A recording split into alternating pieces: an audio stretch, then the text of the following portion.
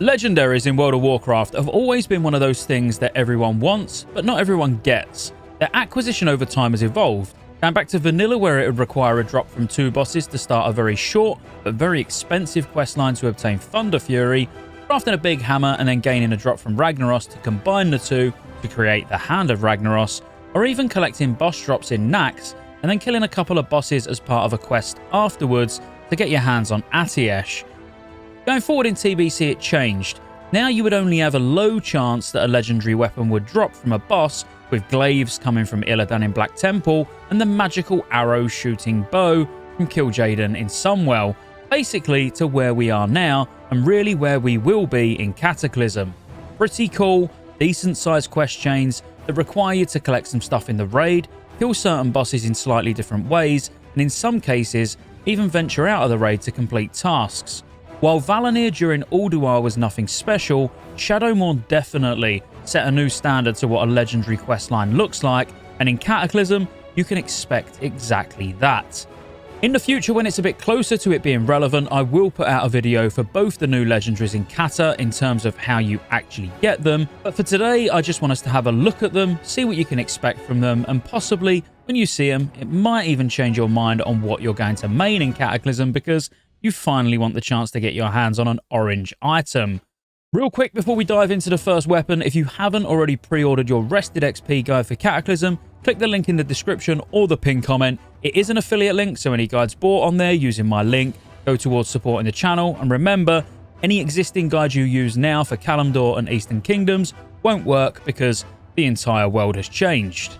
So firstly, when Ragnaros makes his return in the Firelands phase, you can start working on making a Dragon Wrath Tarragosa's Rest. This staff is unlike anything you've seen before, not only for the stats and a really interesting proc mechanic on it, which we will get to shortly, but it also acts as a mount.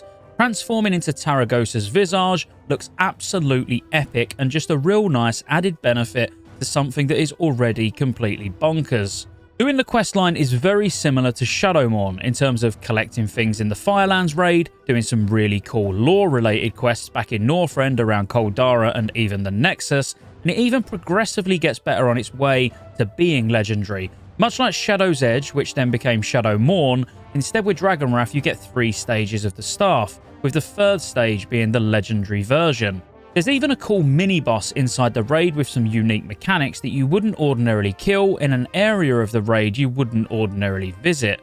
Now as for the proc, what exactly does it do and how should you expect it to work when you get your hands on it? Now the spell duplication mechanic is unique to this staff and exhibits several interesting synergies with class mechanics. Now all of this information is taken historically from Wowpedia, so assuming no changes, all of this should be correct. So firstly, there's no internal cooldown, meaning you can literally get back-to-back procs of duplicated spells. The duplicated spell is independent of its source spell, so the source spell may crit while the duplicate hits or vice versa. So what this basically means is if I as a mage fired off a pyroblast, my pyroblast itself could crit, but the duplicated version could just be a hit, or hopefully that crits as well. The other interesting thing about the staff is, whilst it's stronger for certain classes of course, like every legendary weapon we've ever seen in the game, it is useful for all casters because dots can duplicate their effect as well. It won't apply a whole new dot on the target, so let's say you casted a Vampiric Touch, it's not going to duplicate the whole Vampiric Touch. Instead, there's a debuff on the boss, and every time one of these things tick, it's got a chance of duplicating that tick. Now, if the staff duplicates a dot tick, the exact amount of damage is dealt by the spell Wrath of Tarragosa, and this is as arcane damage. So it doesn't matter whether you're, let's say, a Shadow Priest or an Affliction Warlock, every tick of the dot has got a chance to actually proc, but it will be arcane damage.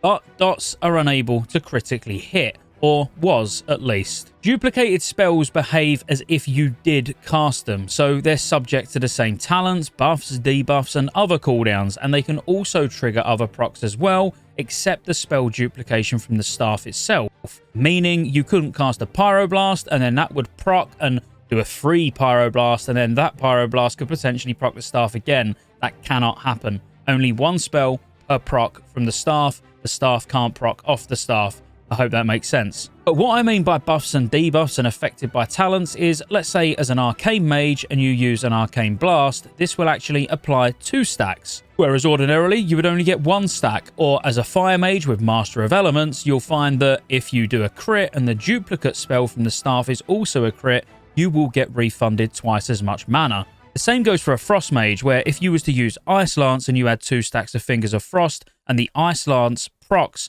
the duplicate spell from the staff, it will actually consume both stacks of Fingers of Frost. But it does also have really interesting interactions with other proc spells, not necessarily just your own abilities. So certain proc spells, including items, can be duplicated as well, like the Lightning Bolt proc that you get from the Variable Pulse Lightning Capacitor. Now this trinket comes from Ragnaros, and it actually works with the staff. So if you get a proc of the trinket, there's a chance that your staff will go, cool, let's have another one of those. Now, duplicated spells are cast at the target which received the source spell that triggered the proc. So let's say you've got dots on a target and that target runs around a pillar. So we could use PvP as an example. It can still proc because the actual debuff from the staff is on the target. The other interesting thing is even AoE spells like Flame Strike can be duplicated, in which case the duplicated Flame Strike will just be cast in exactly the same position of the mob whose hit triggered the proc. If you're wondering what happens with channeled spells like Arcane Missiles, these will just gain an extra tick when a duplication is triggered, very similar to dots. Now when it comes to getting the staff, you can get it from 10 or 25 man, and while it should be quicker to obtain over the weeks in 25 man because more embers and more cinders drop, this is something that Blizzard could easily change, so it's only relevant at the time of recording. The cool thing about the questline as well is multiple people can be working on it at the same time, similar to how one person is getting their Shadowmourne shards in ICC, while someone or even multiple people can still be getting their souls or even infusions done. Overall, it's an amazing weapon, and casters will be chomping at the bit to get it because it's just that strong, and likely BIS for the rest of the expansion for every class, providing more modern sims and theory crafting doesn't change anything.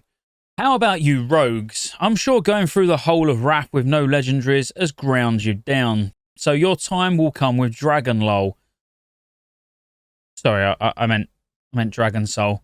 For any lore nerds, you'll love the fact that you're going to be talking to Rathian for this questline, who becomes a really big deal post-Cataclysm. Now, I can't stress enough that the questline is absolutely epic to get these daggers. It is rogue only, and as you visit in and completing tasks in some of the most noteworthy iconic rogue locations in the game, like sneaking around Ravenholt to steal an egg, carrying out an assassination mission in Gilneas, and so much more.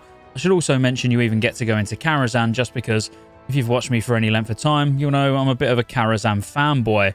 These daggers too work in the same way as Dragon Wrath, where you'll get an epic pair first and then you'll upgrade them in stages, with stage 3 being the legendary version. To upgrade them, it's as simple as getting shadow gems from gem clusters in Dragon Soul, which drop from the bosses, and more will drop from 25 man than they do in 10 man. At this moment in time, exactly the same as what I said about Dragon Wrath. But once you've got the base version and you've upgraded them from 397 item level to 408 item level, you'll do a few more really cool quests, but actually somewhat difficult, and then you're back in Dragon Soul collecting gem clusters.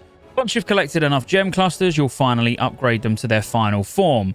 These are so much more than just a set of weapons. They have incredible procs, passives, and even a use effect. The very first set you get will be Fear and Vengeance. The main hand will give you 45% extra damage with Sinister Strike and Revealing Strike, which, by the way, Revealing Strike is a new ability that you're going to get in Cataclysm. You can check my Rogue video out here. You'll also be getting a stacking agility buff when you're slapping the bosses in the face. The next version would be the Sleeper and the Dreamer. Now these are upgraded, which further improve the stacking agility, as well as, of course, the stats and the weapon damage. Once you've done all of the quests and you've been in and out of Dragon Soul, you'll then get them to their legendary version. Now you get a slow fall effect that gives you wings, which, by the way, just looks flat out incredible and really makes me miss my Demon Hunter. It shows slow fall on both weapons, but that's a shared cooldown. It's not 2 individual 5-minute cooldowns. Just thought I'd throw that in there to save confusion. And then that's it. You've got them legendary weapons, and all you get is a set of wings on a 5-minute cooldown. Oh, right. Okay. You also get a ridiculously overpowered proc like the casters did in Fireland. Sorry, I forgot about that bit. So not only does it now give even more agility per stack, but also when triggered, this consumes all applications of Shadows of the Destroyer, immediately granting 5 combo points and cause your finishing moves to generate 5 combo points, and this lasts 6 seconds. So now you can just pump out as many 5-point combo finishers as you can in that time frame.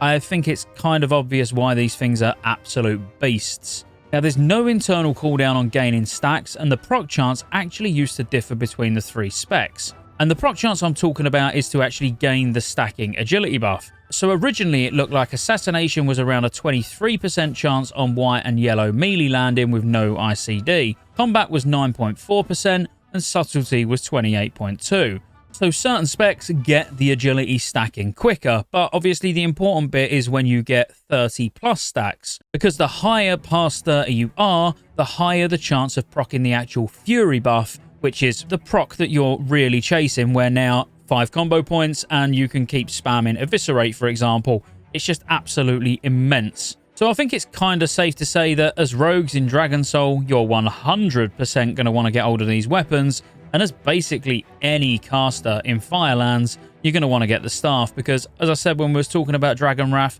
I find it extremely unlikely that you're ever going to replace it. And that's it. That's both the legendaries in Cataclysm. If you enjoyed the video, be sure to like and subscribe. Consider joining the channel as a member if you want to show that extra bit of support, or even a super thanks if anyone actually knows what those are. But cool. I'll see you on the next one.